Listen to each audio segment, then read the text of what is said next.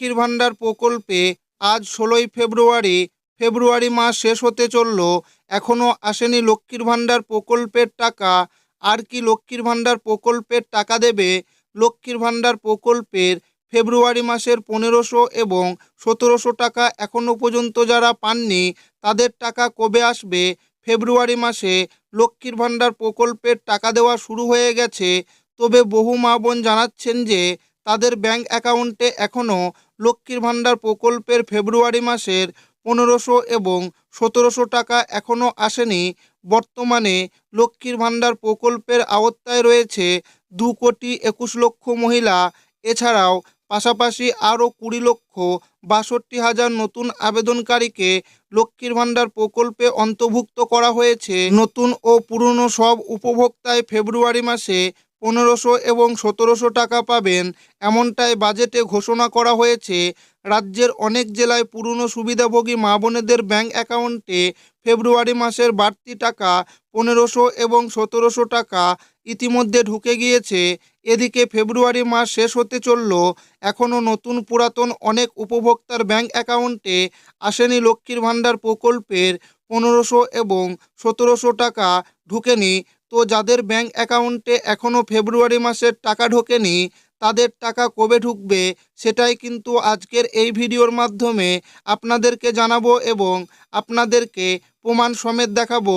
তাই ভিডিওটি প্রথম থেকে শেষ পর্যন্ত দেখবেন এবং আপনি কোন জেলা থেকে দেখছেন অবশ্যই কমেন্টে লিখে জানাবেন। ফেব্রুয়ারি মাস শেষ হতে চলল, এখনও আসেনি লক্ষ্মীর ভাণ্ডারের টাকা। আর কি টাকা দেবে? ফেব্রুয়ারি মাসে লক্ষ্মীর ভাণ্ডার প্রকল্পের টাকা দেওয়া শুরু হয়ে গেছে, তবে বহু মা বোন জানাচ্ছে যে তাদের ব্যাংকে এখনও লক্ষ্মীর ভাণ্ডার প্রকল্পের টাকা আসেনি।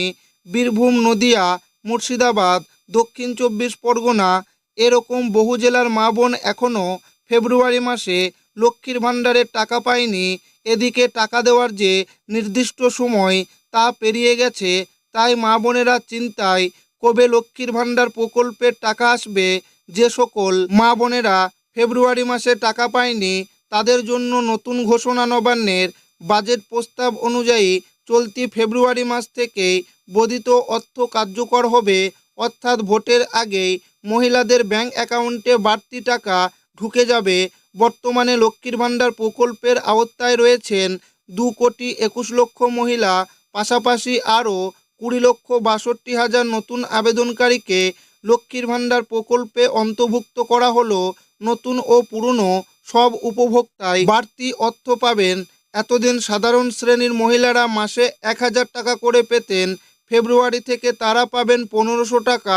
অন্যদিকে তপশিলি জাতি, তপশিলি উপজাতি ও অন্যান্য পিছিয়ে পড়া শ্রেণীর মহিলারা এতদিন 1200 টাকা করে পেতেন, তাদের মাসিক ভাতা বাড়িয়ে করা হলো 1700 টাকা। রাজ্য বাজেটে লক্ষ্মীর ভাণ্ডার প্রকল্পের অর্থ বৃদ্ধি করেছে।